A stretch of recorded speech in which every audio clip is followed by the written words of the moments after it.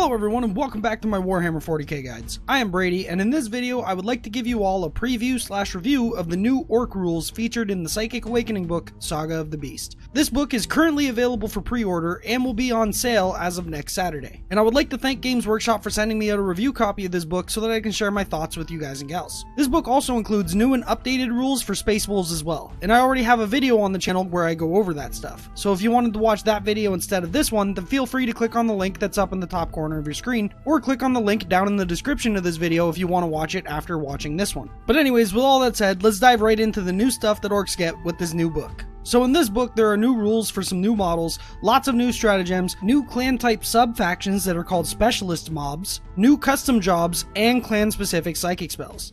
Let's start with the new models and their rules. Ghazghkull Thraka. Holy shit, do I love this model. To me, I think it's one of the best models Games Workshop has made in the last 5 years. With that said, let's go over his rules. Weapon skill is 2+, ballistic skill is 5+, toughness 7, 12 wounds, leadership 8 with a 2+ save. For his movement, strength, and attacks, those depend on how many wounds he has remaining. If he's at 7 to 12 wounds, he has movement 7, strength 7, and 5 attacks, and at 3 to 6 wounds, he has 6 movement, strength 6, and 6 attacks, and at 1 or 2 wounds, he has movement 6, strength 5, and 7 attacks.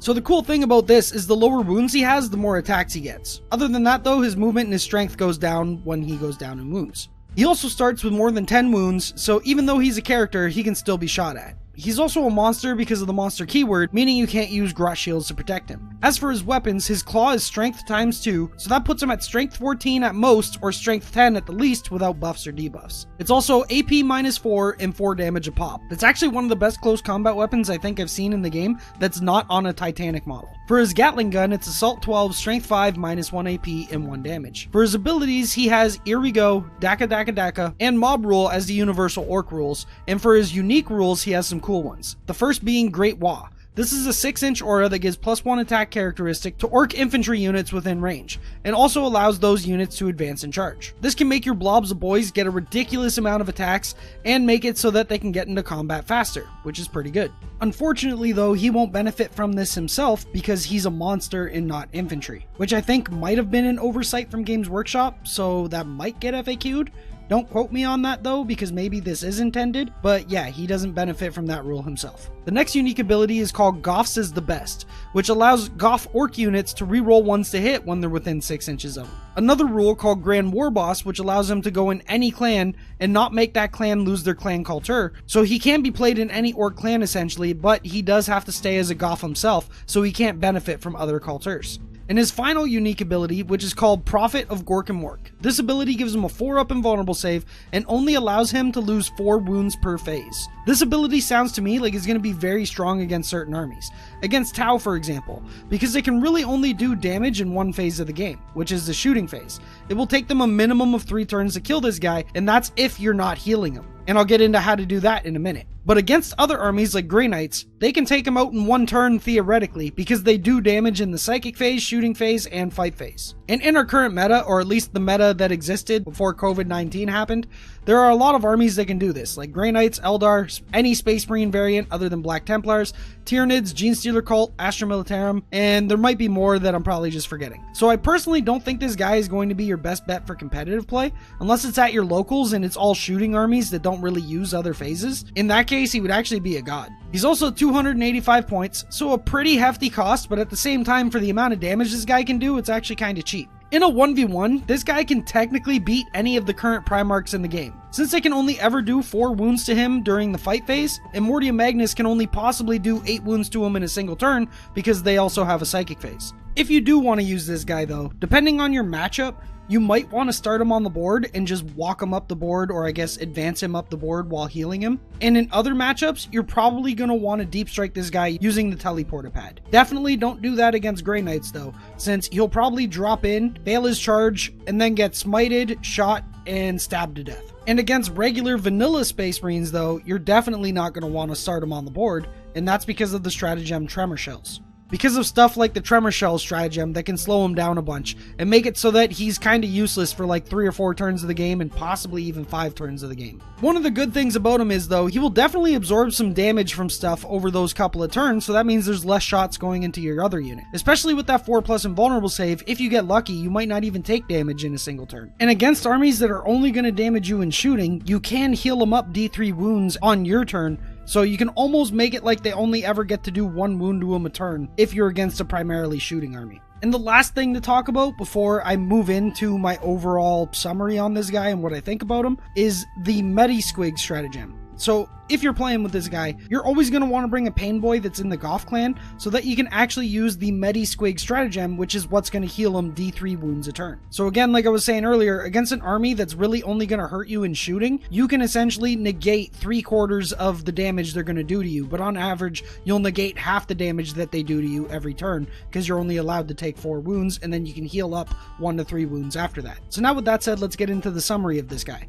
I actually think this guy is pretty good. I think he only has a couple of bad matchups, which is probably like Grey Knights, maybe Eldar, and Vanilla Space Marines. But other than that, I actually think he would do well against most armies in the game. The thing is, though, is those armies that I just mentioned that are pretty good against him, or in theory should be pretty good against him, is they're very popular in the meta, or at least were very popular in the meta before all the tournaments got canceled. He does have some counterplay available to him where he can get around some of that stuff. Like, for example, in the Grey Knights matchup, he can just have some screens of boys and stuff like that so he doesn't get smited off the table, or so he doesn't lose 4 wounds in the psychic phase. Against Space Marines, he can use the teleporter pad and come in on turn 2 or 3, so that way he doesn't get stuck on your side of the table for half the game. So yeah, overall, I think this guy's actually good, and we'll probably see him pop up in top lists here and there when tournaments do resume. I doubt he's going to take over the Orc meta, and you're going to see him in every Orc list, but he will pop up here and there, kind of like how we see Jane Czar pop up here and there in Craftworld lists now. So yeah, overall, I think this guy's a great model.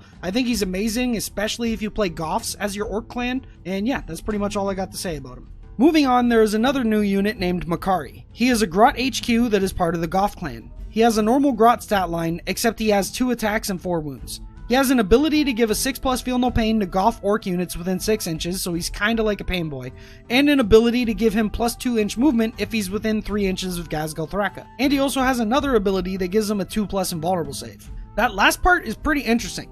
A 2+ invulnerable save. It's not like an Archon save where they lose it as soon as they fail it once. He just straight up has a 2+ invulnerable save. He's also 65 points. Overall though, I don't really see a point for this guy, especially because you're already going to have a Pain Boy in your list to heal Ghazghkull Thraka every turn. So you don't really need his like Feel No Pain save anyways. And I did look just a second ago just to make sure I didn't miss it. He doesn't have the Pain Boy keyword himself. If he did, then he would be amazing, because then he could be the one that heals Ghazghkull Thraka every turn and you wouldn't need a Pain Boy. And this would get past the problem of your Pain Boys being easily sniped out by like Space Marine eliminators, since this guy has a 2+ invulnerable save, so he'd be able to like shrug off most of those shots unless they got a ton of mortal wounds to just kill him. But because he doesn't have the Pain Boy keyword, and because you're already going to have a Pain Boy in your list to heal Ghazghkull Thraka, I don't see any point in bringing this character. Now let's move on to the new stratagems that I like. I'm not going to go over every new stratagem, I'm just going to go over the ones that I think will be strong in competitive play, or the ones that I think are interesting and fun to use. The biggest boss. For 1 command point, you use this stratagem before the battle, and it upgrades a war boss model. It gives that model +1 attack, +1 wound, and a 4+ invulnerable save for the entire game. And you can only use this stratagem if your army doesn't include Ghazghkull Thraka. I think this is a great stratagem to beef up your war boss, since pretty much every Orc army has one, or at least every Orc army that isn't just Grots and shooting units. This stratagem can also help against those pesky Space Marine snipers, since you'll have a 4+ invulnerable save now, and an extra wound to help keep them alive a bit longer. But yeah, overall, if you have a war boss that you want to do damage with, you could probably give him a good damage warlord trait and a relic, and then upgrade him to be the biggest boss for even more damage and resilience. And if you're up against a list that has Space Marine snipers, then yeah, I would definitely do this every game just so he lives longer than a turn or 2. Flyin' Edbutt. This stratagem is 1 command point, and you use it on a model with the flyer battlefield roll at the end of your movement phase. This stratagem makes your flyer reduce itself to 0 wounds and automatically explode. This can be great if you have a flyer that's pretty close to dying and you just want to get some last damage out of it. Or if you need to ensure you do some mortal wounds to something, so you can just fly right into them and do some mortal wounds. this would definitely be best with a Burnabama because they do a flat 3 mortal wounds to everything within 6 inches of where they explode. But it can be decent on the other ones as well because they do D3 mortal wounds to everything within a 6-inch bubble as well. Special Shells. For 2 command points, you increase the range of Flats Gitz guns by 12 inches. Flash Gitz are actually pretty decent in the Space Marine meta when combined with Grots for Grot shields, since their guns are actually pretty decent at killing Marines. In one of my past top 10 videos, we did have an Orc list featuring this strategy, and now this stratagem will actually help that type of list out even more. And the final stratagem I'd like to talk about is called Hit 'em Harder. This is 1 command point and is activated on a Mega Knobs unit. This stratagem makes their melee weapons do an extra 1 damage each. I've always liked Mega Knobs, especially in Evil Sun's list since they get the +1 to charge out of Deep Strike and can re-roll because of Here We Go. So now with this stratagem, they can have a little bit more damage in close combat as well, make them a little bit better at killing vehicles and stuff like aggressors and stuff like that. And that's it for the stratagems that I like or could see myself using. There are 2 pages of stratagems though, so definitely a lot more that I didn't go over. But a lot of them seemed just kind of like fun stratagems and they weren't really super practical in a competitive setting. To be honest though, this isn't necessarily a bad thing that Orcs didn't get a ton of new amazing stratagems. The army has already been doing very well competitively for probably about a year now. So they didn't need an update as much as other armies did like Grey Knights or Space Wolves, which were at the bottom of the barrel for a very long time. Also, some of these stratagems might be better than I'm giving them credit for, but a lot of them work for units that haven't really seen any competitive play at all. So to be honest, I'm not sure if they'd work well or not. I would need to practice against some of those units to figure out if the new stratagems would bring them up to have some viability. For example, there's a bunch of stratagems for the new NASCAR Orc models, but those for a while have mainly just been a fun way of playing Orcs, since Boy Spam and Shooty Grot lists have been the clear-cut winners when it comes to how to play Orcs competitively. Moving on, let's talk about specialty mobs and subcultures. So these are basically a bunch of extra clans that give niche abilities that benefit certain units. They do not give access to any of the unique clan stratagems though, so it's not like a successor clan or something like that. So you're giving up those and the unique clan spells that are in this book as well, just to take a detachment of these specialist mobs. For the remainder of this video though, I'm just going to refer to them as clans instead of specialist mobs, because they pretty much work the exact same way.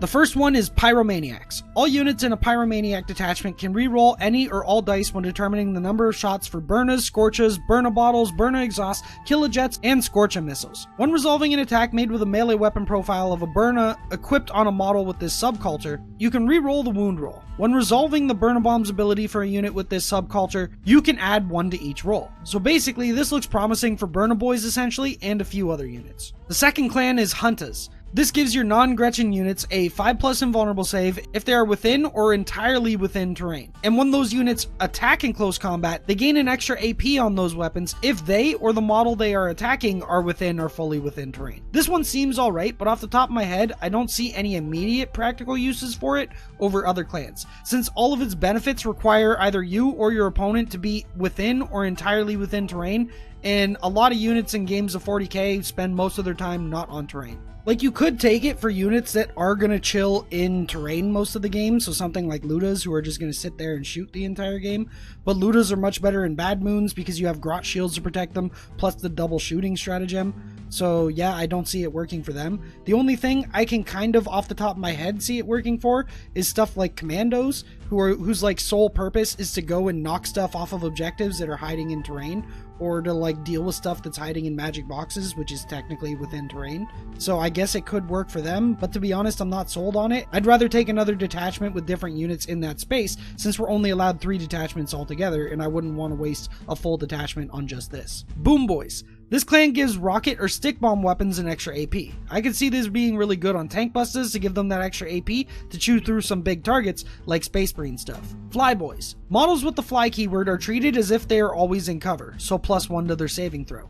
In addition, if a unit with this subculture gets charged by a unit, they are -1 to hit. I think this is amazing for an air wing detachment, since now those flyers will now have better saves and they will be harder to hit in close combat. So they will always be -1 to hit in both shooting and in melee. To me, this sounds great. Grot mobs. This is for Gretchen only, and it gives them a 6+ invulnerable save and allows their vehicles to reroll 1s to hit in shooting. I think this would be decent if you wanted to bring a detachment spamming those smasher guns or other mech guns. The 6+ invul helps out a tiny bit and gives them a tiny bit more durability, and rerolling 1s to hit will help make them a bit more efficient in killing stuff as well. That type of detachment didn't really have a clan that fit into it very well before this book, but now with this being a thing, I feel like if that's the type of list you wanted to use, then you now have a clan that actually works with that stuff. So I think a meta list moving forward might be like the Smasher Gun spam using this detachment, plus a battalion of Evil Suns, and maybe a battalion of Bad Moons with some shock attack guns, Ludas, and some more Grots for Grot shields for the Ludas. Tinheads. This clan is for Killicans, Def Dreads, Mega Armor, Morkanauts, Gorkanauts, and Stompa units. The ability they get is +1 to hit in close combat.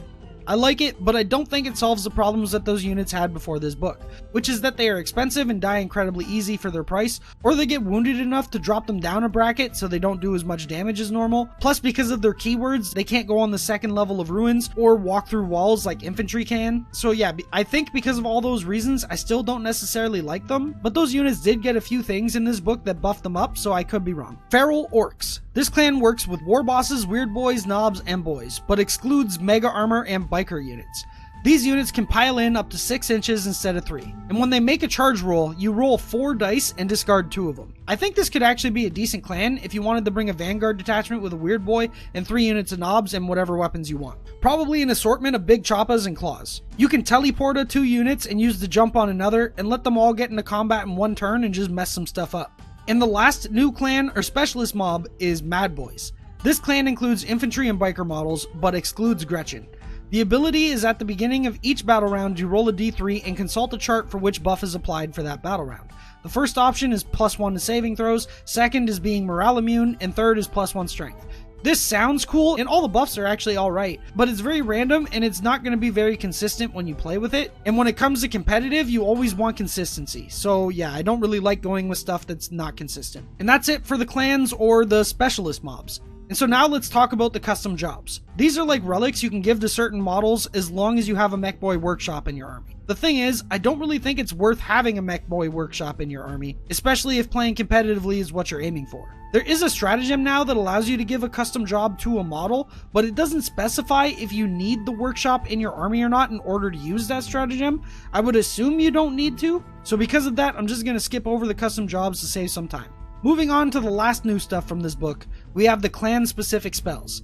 So each of the 7 clans now have its own unique spell that is only attainable by weird boys in the appropriate clan. I'm not going to go over all of them though, I'm just going to go over a few that I think are pretty good or interesting. Starting with the Goths.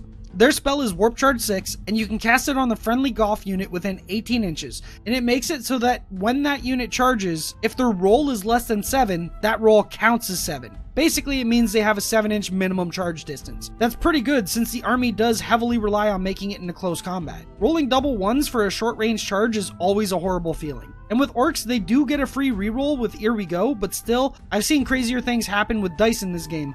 So being able to give that unit a 7-inch minimum charge, especially when you're only like 6 inches away or 7 inches away, that's perfect. It means you're going to get into combat no matter what. And then you can plan out the rest of your turn knowing that you're automatically going to make that charge. That's honestly the best part about this spell, is knowing that you're going to be able to make that charge later on in the turn, so you don't have to worry about like whittling them down and having them possibly remove the closer models, making that charge even harder later on. Like, you'll know that you're going to get that charge off, so you can send all of your shots other places. So it just gives you assurance of what you're going to be able to get done that turn, unless of course your dice decide to roll like ass. For the Death Skulls, their spell is actually pretty cool, and it's probably one of my favorite effects in the game for a spell, to be honest. So it's Warp Charge 7, and you select an enemy unit within 18 inches of your weird boy. That enemy unit must subtract 1 to hit when it goes to attack.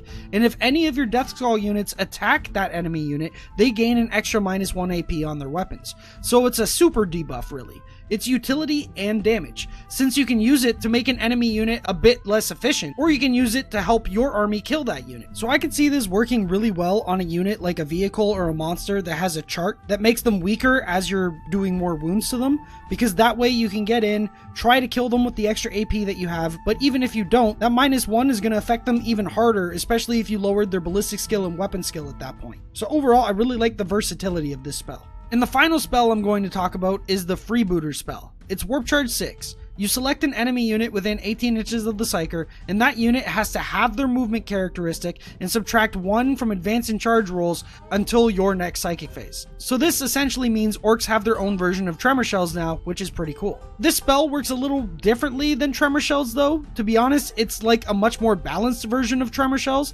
so this has me wondering if the April FAQ is going to change Tremor Shells and similar stratagems and spells to work the same way as this spell now does. To be honest, I think they should. Tremor Shells is a bit too powerful in my opinion, especially against certain armies, and in some matchups, Tremor Shells can straight up just win you the game. So yeah, I think this spell is a much better balanced version of Tremor Shells. And that's pretty much it for all the new stuff. So overall, I'm gonna say that I like this update. I don't think Orks got like super buffed by this at all. I think it's just a nice little update for them to keep them fresh and give you some new stuff to play with. But to be honest, I don't think Orks needed a super update, kind of like I was mentioning earlier. As I've kind of noticed in Psychic Awakening, I don't know if you guys noticed it too, but I definitely noticed it. It seemed like armies that were already doing well in the meta didn't get a very big buff, but armies that were doing horribly in the meta got a big buff. The only two armies that don't really fit into this though would be, in my opinion, Nids and Space Marines. The reason I don't think Space Marines fit into this is because Space Marines actually got a pretty good buff in Psychic Awakening while they were dominating the meta. The thing is though, is that book was probably written way before the codex and supplements for Space Marines even came out, so Games Workshop probably thought Space Marines were still gonna suck. And as for Nids, well, I think Nids got a decent buff, but not a huge one. And to be honest, I think Games Workshop just kind of dropped the ball on that book. But other than that, every other Psychic Awakening book has been good in my opinion. And I feel like every other army that has gotten an update in Psychic Awakening was either updated a lot because they sucked, or because previously they weren't doing good in the meta, or was just updated a tiny little bit because they were already doing good in the meta, but they just wanted to give them some new stuff to play around with. So overall, with this update for Orks, again, I do think it's good. I don't think it's going to like boost them up a ton, but again, they don't really need to be boosted up a ton. They're already a good army. So yeah, I guess that's pretty much my thoughts, and that's going to be it for this video. If you enjoyed it, don't forget to hit that like button and subscribe for more Warhammer 40k content like this. Also, make sure to hit that bell icon to be notified when I make more videos in the future. And consider following me on Facebook and Twitter, and I'm going to try to post on those platforms more often, but I guess we'll just have to wait and see if that actually happens. Also, don't forget to check me out on Patreon if you'd like to help support the channel monetarily so that I can continue making content like this on YouTube. And thanks to all my current patrons. You guys and gals are awesome, and I honestly can't thank you all enough. And to you regular viewers, thanks again for watching the video. I hope you enjoyed it, and I will see you in the next one. Happy wargaming.